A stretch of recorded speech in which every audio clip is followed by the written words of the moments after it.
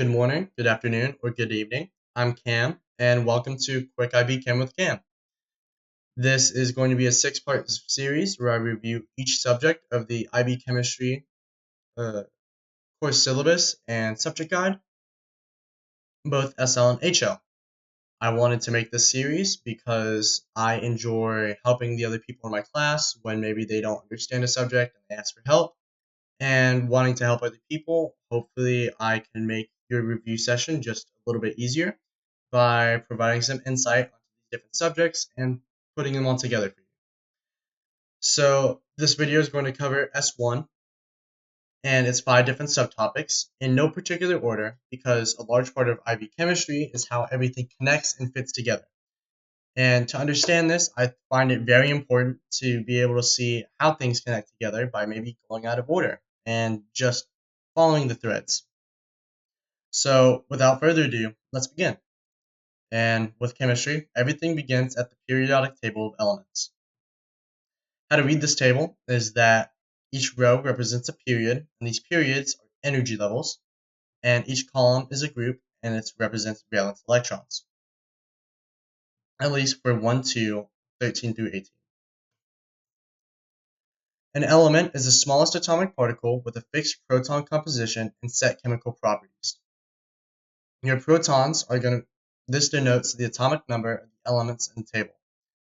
So each element is going to have its atomic number, as demonstrated by the example here. And so the atomic number for lithium is 3. And because this atomic number is what gives it its identity, it's going to have 3 protons because of the fixed proton composition. Now, each atom or atomic particle can be split into 3 subatomic particles that we need to know. There are protons, neutrons, and electrons. Now, protons and neutrons are collectively nucleons because they exist in the nucleus of the atom or molecule. Sorry, not molecule, but ion. Now, nucleons are going to have an atomic mass unit of 1. Outside of nucleons, you have electrons. Electrons will have an atomic mass unit of 0, and they have a negative 1 charge, while protons have a plus 1 charge, and neutrons have a neutral or 0 charge. Protons can be represented with P+, and electrons can be represented with E-. So, while each element must contain a set number of protons, it can contain different numbers of neutrons. And this is what we call isotopes. This is atomic notation that you might see on the exam that simply denotes in a quick style how to read an element. For example, the X is going to be any element on the periodic table, such as sodium or magnesium. The mass number is going to be the number of nucleons combined. So let's say this is sodium that just has 11 protons and 11 neutrons. Well, that's going to be 22. And Z is going to be your atomic number, which would be 11 for sodium. Why they couldn't make A the atomic number and Z the mass number, who knows? They like to make it difficult for us, but we thrive.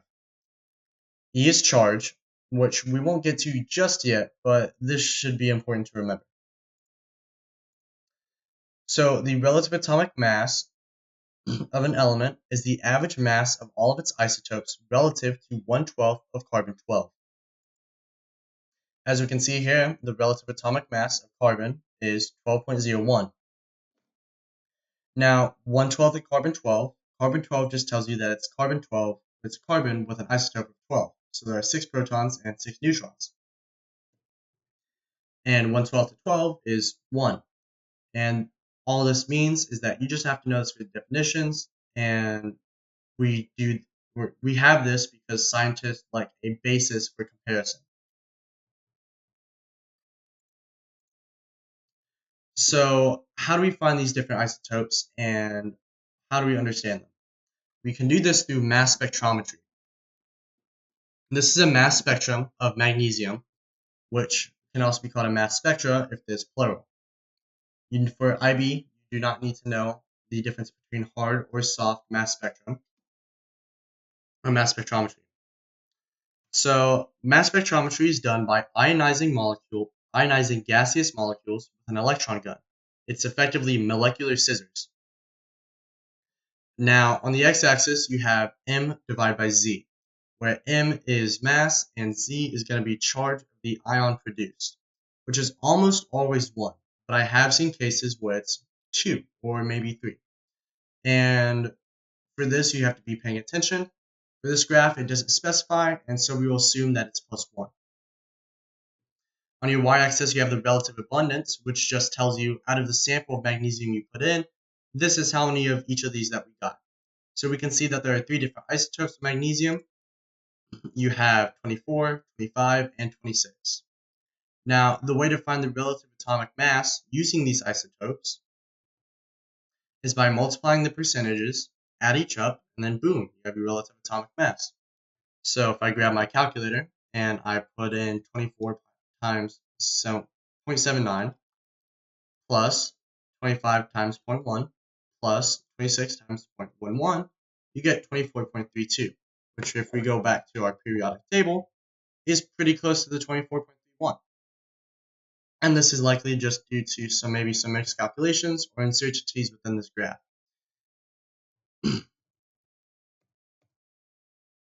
Now back to the periodic table, we've discussed protons and neutrons and refreshed on those. And now it's time for the heavy hitter electrons. According to quantum theory, electron movement is defined as probabilities. We can never really be truly certain on where they are. In the Bohr model of an atom, you can see that the nucleus with its protons and neutrons is at the center, with electron orbits that are specific distances away from the nucleus. While this model is not accurate in that electrons exist in specific distances from the nucleus, it is right in that they exist in specific orbits or places where they're most likely to be found. We call these energy levels and sublevels, and each of these are consisted of atomic orbitals, where an electron is most likely to be, an atomic orbital can hold 2 electrons. Orbitals of the same energy form these sublevels, and there are 4 sublevels that you have to know, which is S, which has 1 orbital, P, which has 3 orbitals, D, which has 5 orbitals, and F, which has 7 orbitals. Now, to be able to understand these orbitals a little better, you can draw on your periodic table where each of these sublevels exists. So we know that an element is a neutral atom, and so therefore it has to have the same number of protons and electrons. Well, if lithium has 3 protons, it must have 3 electrons, and if beryllium has 4 protons, it must have 4 electrons.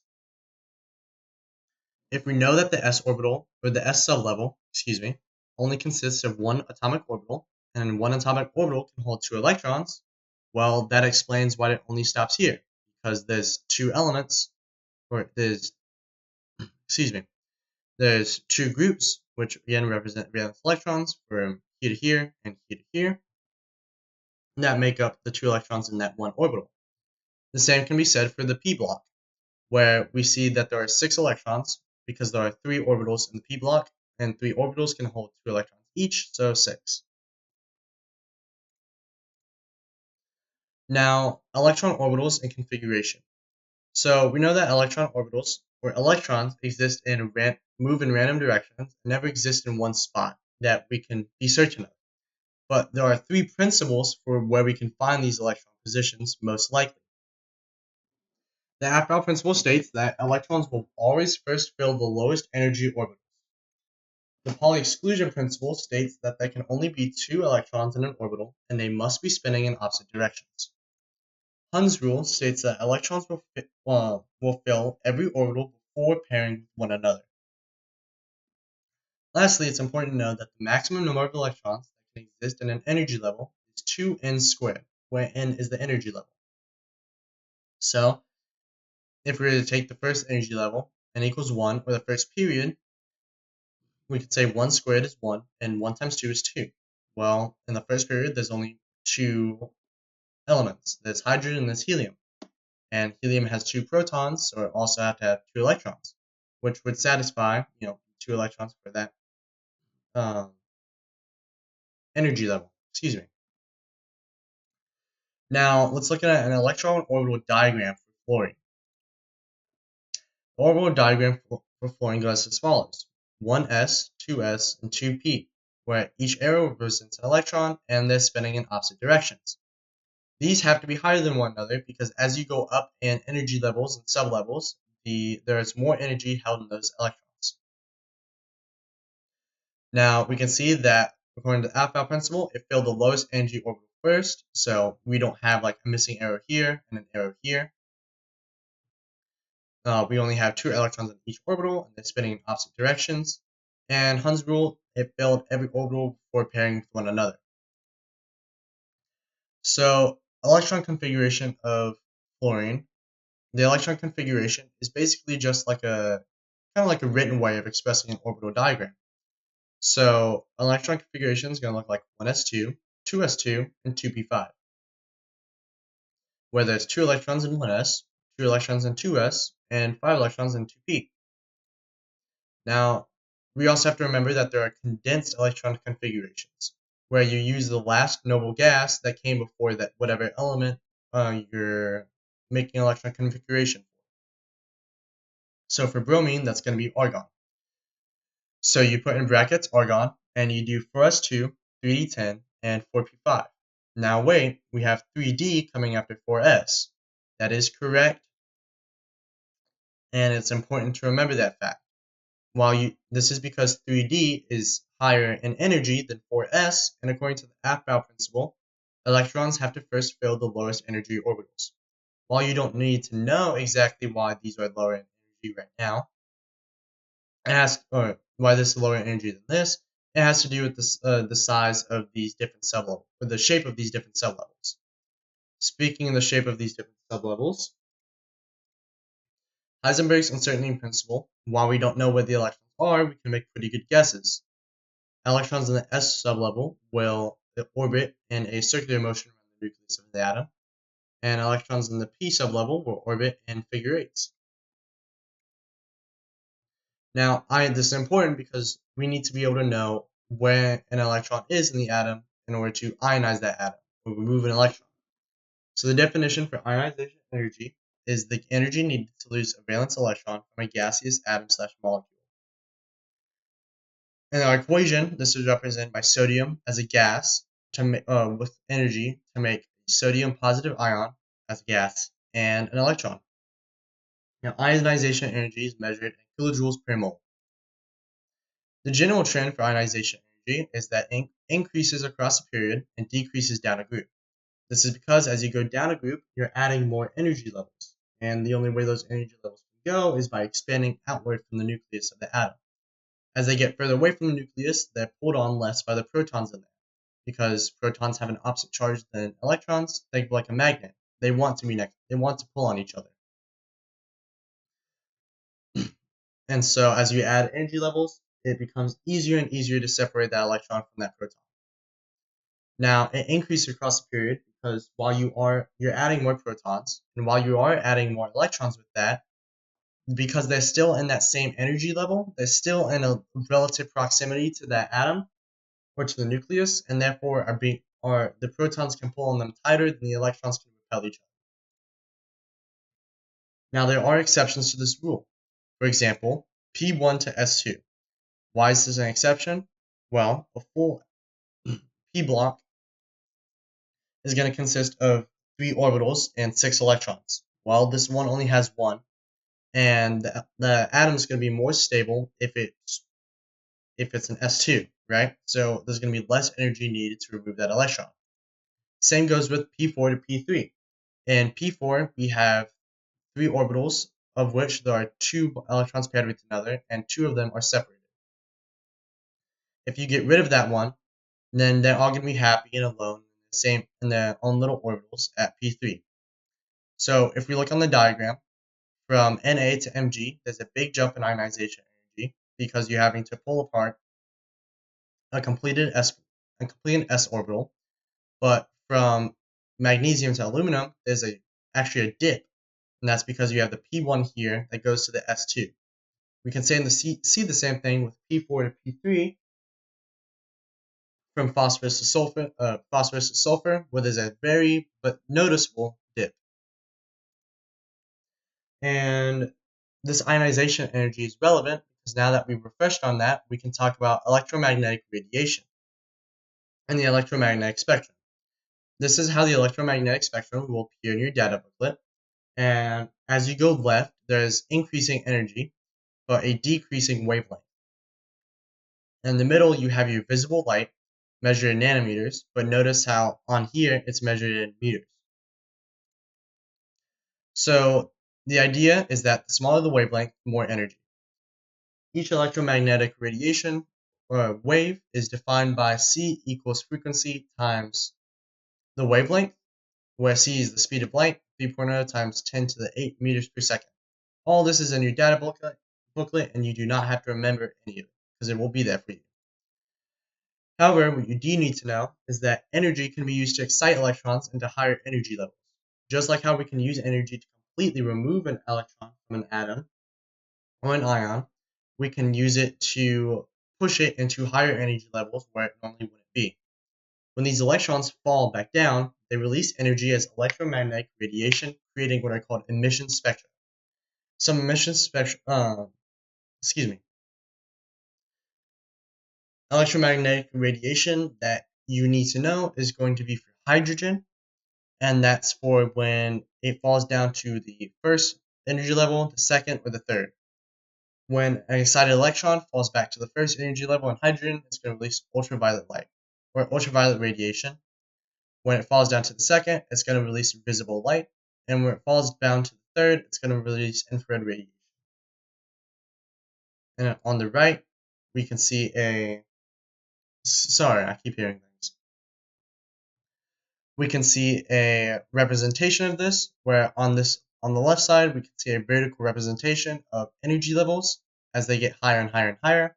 On the right, we can see the energy needed to the energy released by the electron as it falls down. So falling down to the first level, UV. Falling to the second, there's visible light, and falling to infrared, or falling to the third, there's infrared. Now, you do not have to know these names, but it is very recommended that you understand what all this means.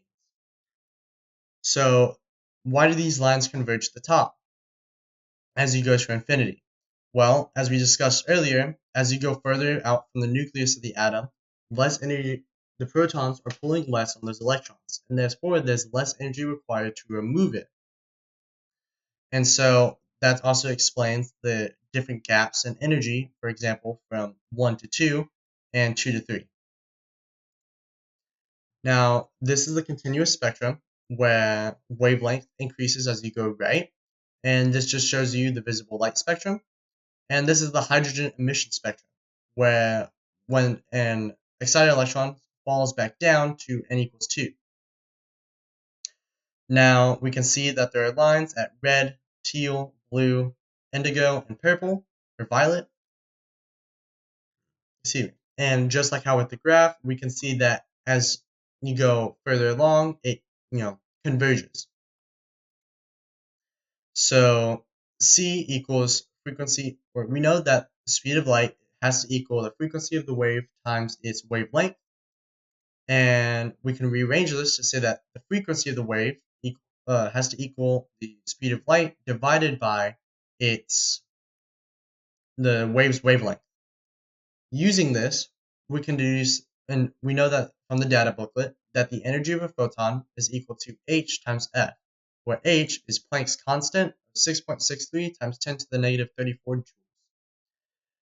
Therefore, when we plug this back in, we can say that the energy of a photon is equal to the change in the energy of an atom, because the energy of a photon is what's released as the electron falls down, causing a change in the energy of the atom.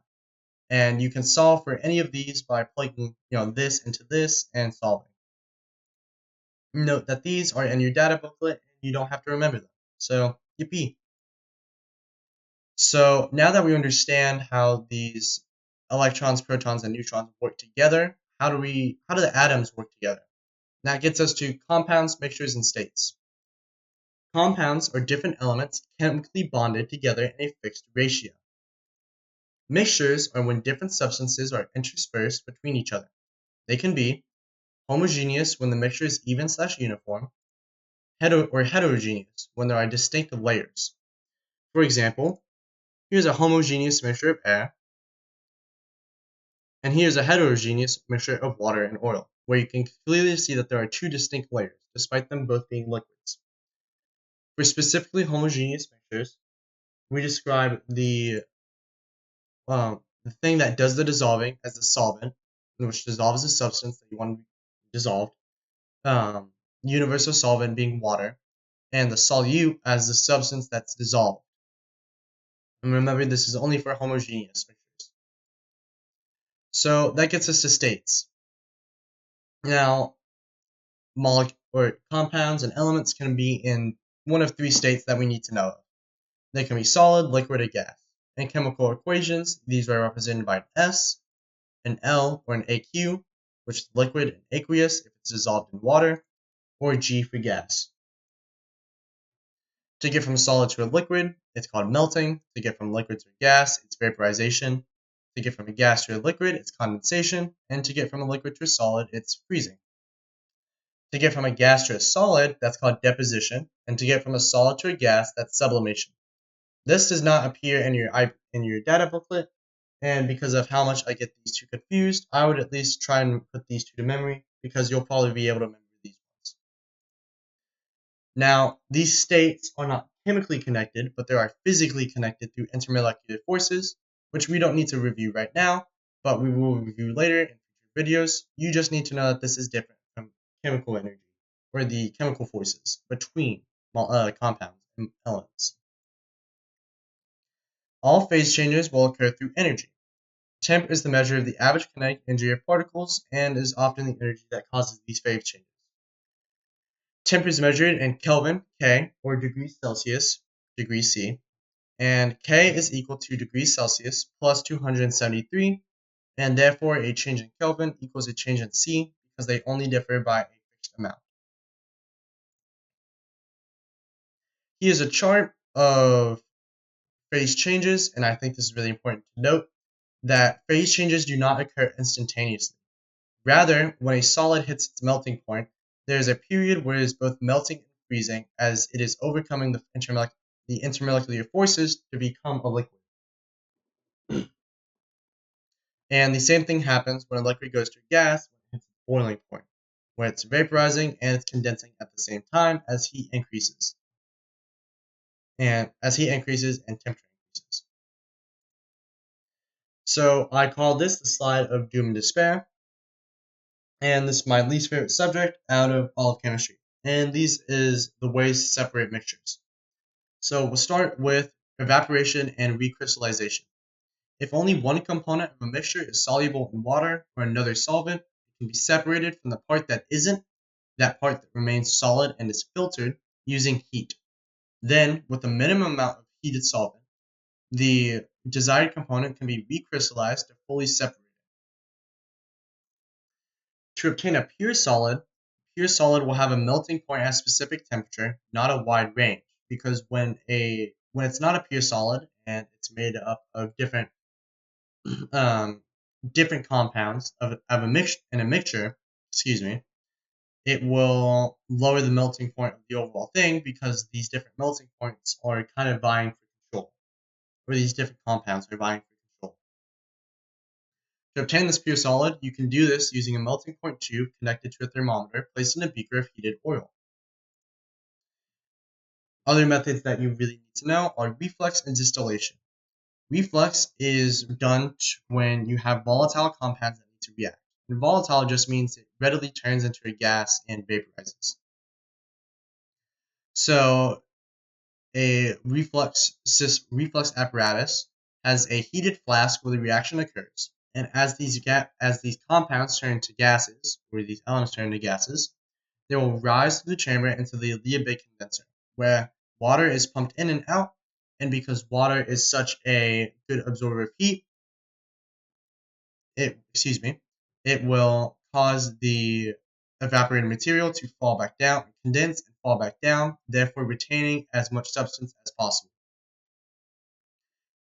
A similar setup can be done through distillation to obtain a pure solvent, where a reaction mixture is heated, and as the solvent evaporates, it travels through the alembic condenser, but instead of falling back down, it falls into a separate collection beaker or flask, and that's how you get a pure solvent through the same procedure as last time, as reflux. Lastly, we need to know paper chromatography, where that is made up of two different types or two different stages. There's the stationary phase and there's the mobile phase, which the mobile phase is the solvent and the stationary phase is going to be your paper. So if you have an ink dot at the bottom and you close a container, over time through capillary action, that solvent or the mobile phase is going to be drawn up through the paper and separate the ink blot into its different components. Now, these components separate because of what's called a retardation factor, which can be found by dividing the distance moved by the solute by the distance moved by the solvent, or also what's called the eluent. And so here we can see that here's the baseline of where the solvent and the ink blot started, and the ink blot went from here to here, and that's X, and the solvent went from here to here, that's Y. And retardation factor is going to be a unitless value. There's also thin paper chromatography, which recovers pure components but is more complex and it's harder to do because you have extremely thin paper and some other materials, which you don't need to know as much about. Now, there's a mole in our chemistry, and we start by finding this mole through Avogadro's number, which is a standard number of particles to allow for interconversion between units. For IB chemistry, Avogadro's number is 6.02 times 10 to the 23rd particles, which equals 1 mole. This mole is a standard of many qualities. It can be relative atomic mass in grams, along with other things. For example, carbon's relative atomic mass is 12.01, and so there are 12.01 grams in 1 mole of carbon. And basically adds the unit onto the relative atomic mass. Here is a mole map I created to help you get from moles to particles, from moles to mass, and moles to volume, and vice versa.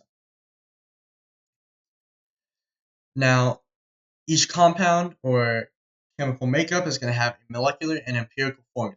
The molecular formula is how many atoms are actually in a molecule.